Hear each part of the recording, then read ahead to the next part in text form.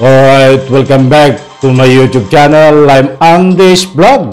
Ito, mga kaibigan, busy presidente nyo, Sara Duterte, takot na takot, sinisisi, nagalit sa ating Pangulong Bongbong Marcos kung bakit pinayagan ng ICC na makapasok sa ating bansang Pilipinas para arestuin ang kanyang tatay na si Digong.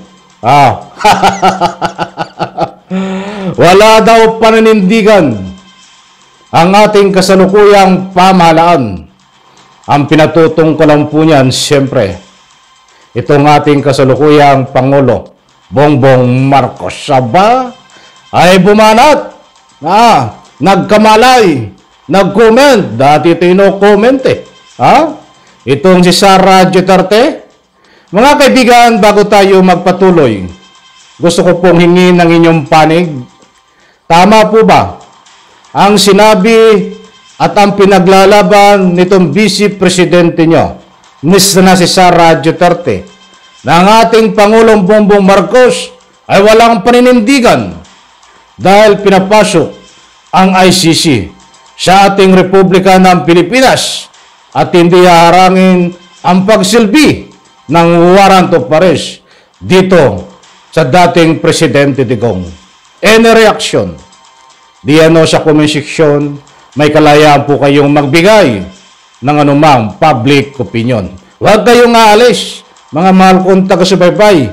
Ipapakita ko po sa inyo ang resibo na itong si Sara Duterte ay galit, bumanat, nagmamaktol, sinisisi ang ating Pangulong Bongbong Marcos. Bakit ang ICC ay nasa Pilipinas daw? Mga kaibigan, isa rin ho itong si Sara Duterte. Nakasama ho na iniimbestigahan ng ICC na isa rin balang araw, pag dumating ho ang tamang panahon, ay kukunin din po ito ng ICC upang ikulong. Ay kaya pala takot na takot ito ay kanya-kanyang layer ho ito ayon po sa nakuha nating impormasyon, una ay si Sara, itong kanyang tatay, ang unang aarestuhin, at siyempre pangalawa, itong mga ni Bato, at posibleng magsama di umano. Yun ang mga senaryo na nakuha natin mga impormasyon, at siyempre mahuhuli itong si Sara Duterte at Bongo dahil ang investigasyon ho nito ay doon lang ho sa ika nga po'y part ng Davao nung siya ay mayor pa. But itong si Bato at ibang pulis na retired at itong dating presidente ay whole buong Pilipinas ang nagawa di umano na pagkakasala na iniimbestigahan ng ICC. Nako, medyo dito ho tayo, mga kaibigan.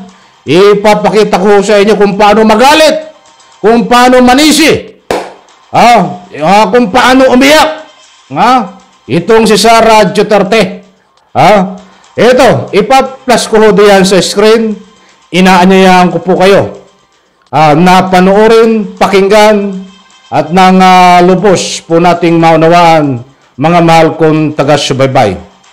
Hindi po tayo dito nagpapakalat ng fake news. Nandiyan po ang katunayan. Basahin po natin, mga kaibigan, naka-plus o diyan sa screen. Ito ho. Ito ay meron na siyang post sa kanya pong FB page, pero masyadong mahaba yung iba. At parang lumalabas na ito ay talagang galit na galit. At yung ang tawag dito, lumalabas yung ibang post niya, hindi ko maintindihan. Parang isip bata nga But dito, bigyan po muna natin ng pansin. Itong buhat sa SMNI. At nakapost nga po doon sa kanilang community, ang Pilipinas bilang isang malayang bansa. Ay tama nga, malaya. Hindi lang naging malaya ang bansa noon. Noong panahon panunungkulan ng iyong tatay. Naging malaya nga ba't marami at kakaiba ang pagkalaya ho. May kasama ang takot. Ang pagkakalam ka ho, kapag malaya ang isang bansa, nung kapanahonan ng tatay mo, ay walang dapat kasamang takot. Malaya nga, maraming namamatay. Eto, mga kaibigan, matatawa ko dito. Tumatama sa kanya ito eh. Hindi marunong mag-isip to eh. O marunong mag-isip, sabi natin marunong. Ba't hindi niya alam kung ano ang meaning nitong kanyang mga binibitawan na mga pananalita? Ito, ang Pilipinas bilang isang malayang bansa ay tumitindig dapat laban sa mga panghihimasok ng mga dayuhan sa ating mga domestic affairs. Diyos may mabagin na nanaginip ka ng gising. Sara Duterte, ko ba ay kumain na ng tanghalian? Vice Presidente Sara Duterte ay bumabalik ito. Dapat ito ay tinatanong mo sa iyong sarili, Sara Duterte. Dahil hindi mo dapat sabihan ito. Itong kasalukuyang Pangulong Marcos.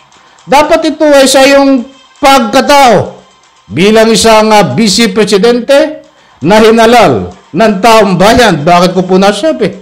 Ang lakas niya magsabi dito ay ang ating bansa ay tumitindig dapat laban sa mga panghimasok ng mga dayuhan sa ating mga domestic affairs. Ay doon nga sa West Philippines yan ang ginagawa mo. Naninindigan ka ba bilang isang Vice Presidente? Ang ating Pangulo ay nandyan po ang tunay na paninindigan dito sa mga nagaganap sa West Philippines Sea na atin yan. But ikaw, Sara Duterte, tandaan mo ito. Isaksak mo sa kukuti mo. Isaksak mo sa kukuti mo. Nanindigan ka ba? Bagkos, natutuwa ka pa. At no comment ka, ibig sabihin, pabor ka sa ginagawa ng mga Tsino diyan sa West Philippines Sea. Tapos ngayon, ang lakas ng apog mo na kung makapagsalita dito, na dapat ang bansa ay manindigan. Naninindigan ka ba? Ang Pangulong Bongbong Marcos naninindigan. Ikaw, isaksak mo sa kukote mo. Nananaginip ka ng gising. Dapat manindigan ka at yung mga sinasabi mo ay dapat itanong mo sa sarili mo. Yan ang gusto kong ipunto, Sara Duterte. Huwag mo kaming gawing gago. Porque ba Vice Presidente ka? Pa nagsalita ka ng mga ganyang paninindigan, paniniwalaan ka? Hindi Lalo ka lang nalulugmok sa iyong mga kasinungalingan. Balat kayo, nagpapakitang tao ka lamang. Hindi lang ito ang una at huling dahilan na ikaw ay pakitang tao lang bilang Vice Presidente ng Republika ng Pilipinas. Hindi mo nagagampanan ang iyong tunay at tapat na magsilbi bilang isang Vice Presidente. Bagkos, pumapasok din ang pansariling interes mo. Kampi-kampi kayo pagdating sa West Philippines, kampi-kampi kayo, natutuwa ka pa.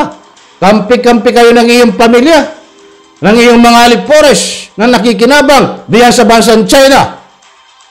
Gusto ko pa magbigay ng anumang komento Makatayo ko lamang sa oras, mga kaibigan nito. Subalit ang Pilipinas ngayon ay dali-daling yuyuko at susunod na lamang sa anumang kagustuhan at pangingialam ng mga banyaga tulad na lang ng ICC. Lako po, talagang nananaginip ka ng gising, puyat ka siguro sa panood ng concert. Di baling mapuyat ka sa pagsilbi ng ating mga mamamayan. Ba't hindi napupuyat ka sa anong mga ginagawa mo na hindi related sa trabaho mo? Kasagsagan ng bangko, ng bagyo, hindi makalimutan yan ng taong bayan.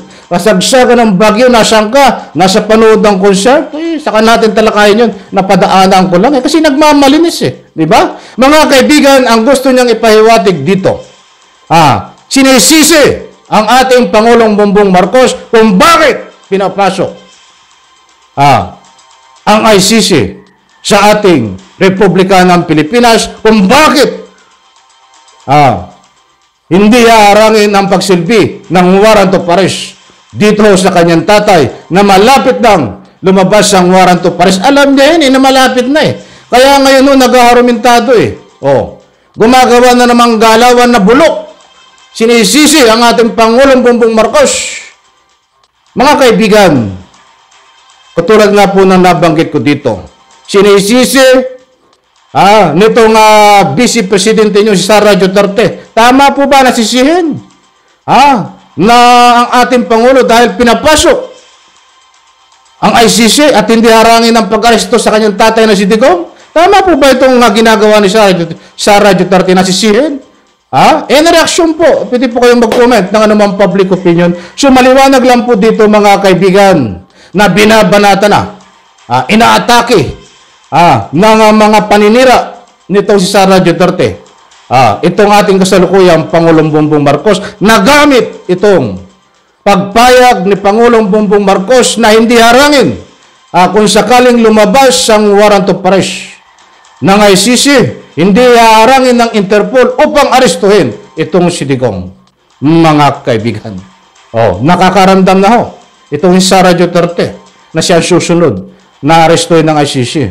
Mga kaibigan, in reaction po dito, yan po muna ang ladies update. Maliwanag ko dito na itong mga galawan ni Sara Duterte na ito ho ay hindi galawan na ika nga po ay pangkalahatan na pakikinabangan ho ang kanyang mga galawan ng taong bayan.